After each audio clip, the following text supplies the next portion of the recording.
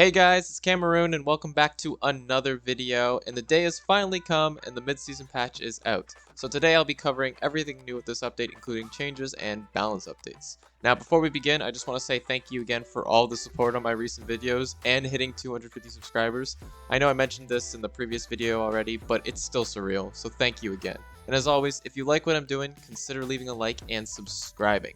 Now onto the juice of the video. First things first, the One Punch Man collaboration is out now, and here are all the bundle prices in the shop. The Saitama Doomfist bundle is 2,500 Overwatch coins, the Genos Genji bundle is 1,900 Overwatch coins, and the Tatsumaki Kiriko bundle is 2,100 Overwatch coins.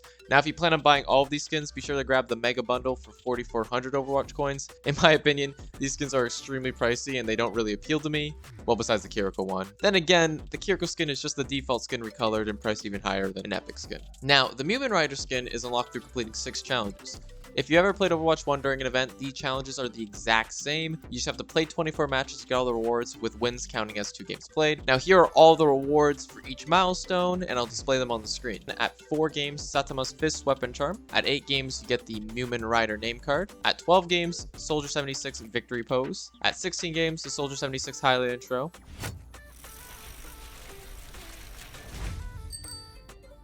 At 20 games, you get a Boros Weapon Charm, and at 24 games, of course, you get the Mumin Rider Soldier 76 Legendary Skin. Overall, the rewards are alright. I like getting free skins, and highlight intros are always appreciated. Weapon Charms and such are just really filler in my opinion. Next up, the Overwatch League store update. The new Overwatch League team skins are out and updated for the Overwatch 2 roster. They all cost 150 Overwatch League tokens each, and here's a couple on the screen. I love watching the Overwatch League and actually really like a lot of these color schemes, and possibly might get a few once Overwatch League starts up again. Funnily enough, I think I like them more than the One Punch Man skins. Also, team bundles will show up throughout the season where you can get a trio of the skins for a discounted price. They will also include a brand new team weapon charm, if that interests you. Now, onto some general updates. Enemy footstep audio, the distance at which you can hear someone, has been slightly adjusted. They mentioned that it is now like a middle ground of what the audio was like in Season 2 and 3 before this update. Weekly challenges have also been changed up a little bit, and I have mixed feelings on these, mainly negative. They split up the 2 the Victors challenge, which was winning 15 games of unranked or competitive. Now, it is 2 different challenges that require you to win 10 games of competitive and win 15 games of unranked. This is awful because that means for players that play both modes, you now have to win 25 games total to get both of those challenges completed rather than just 15. Yes, this rewards more XP, but it also means more playtime is required to get them. This means that there's also 12 weekly challenges now, but don't worry, the rewards are still based off of 11, so that means you'll get your Overwatch coins the same as before. 4 for 30, 8 for 20, 11 for 10. Also, the coin line challenge has been removed and replaced with a challenge called Change of Pace, which is win 5 games in Mystery Heroes, Free-for-All, or any arcade mode. Not much different, but at least you don't have to wait on long arcade queues. I still strongly believe it should just be play games rather than win though. Lastly, they changed the Role Mastery Challenge. Previously, it required you to win 3 games in each role, but now only requires you to win 5 games on 2 roles.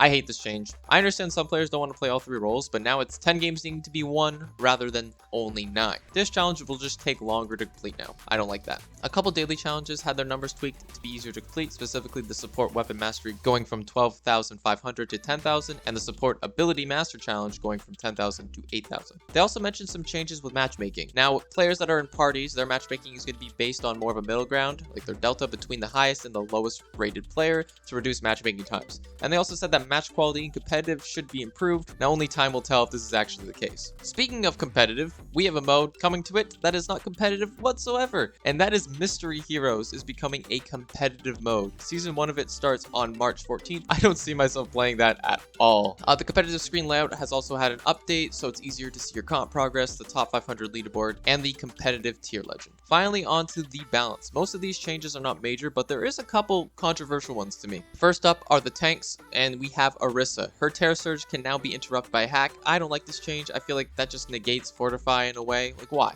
What's the point? Next up, we have Ramacho, where now he refreshes his bonus armor if he uses his ult in Nemesis form. It used to not do that. Next up, we have Hog, where his Chain Hook cooldown now starts when the ability ends, and has also been reduced from 8 seconds to 6 seconds. Wrecking Ball got some general settings to allow for aim sensitivity changes when in ball form. This includes gyro settings for Nintendo Switch players. It's a nice quality of life change, and I think it'll be probably useful for all ball players. Also got an added timeout indicator for his grappling hook, which is located above the ability icon. icon. This timer is just to see when your hook is going to automatically deattach. It's just a nice quality of life feature. Also, Ball's ultimate arming time has been increased from 1 to 1.25 seconds. Zarya got a little change for her bubbles, and now her shared bubble cooldowns have been reduced back from 11 to 10 seconds. She seems like she may actually be decent and fun again to play with this change. Now onto the damage heroes. The first hero we have is Ashe, and now her ult, Bob, now targets whoever she's targeting at. This is a nice change for the most part, but just be careful when you're shooting the tank with Bob active,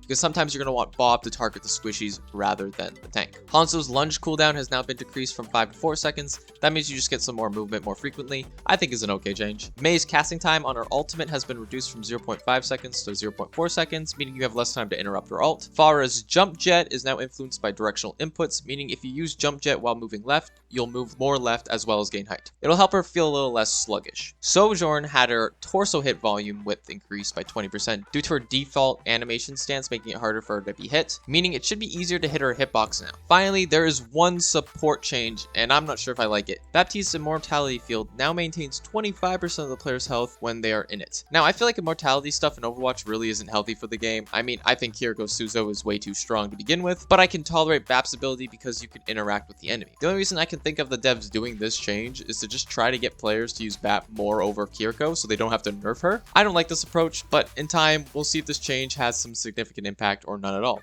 This update includes a bunch of bug fixes too, but I'm not going to go over that. And that is everything on the mid-season patch. I know this one was a little longer, but there was a lot to talk about. I personally think this patch is alright. There's definitely a couple things that I like from it, but definitely some things I find questionable at best. But let me know what you think in the comments below too. I'd love to hear your opinions on it. Anyways, if you liked the video, consider subscribing and leaving a like. It means a lot to me. And as always, bye-bye.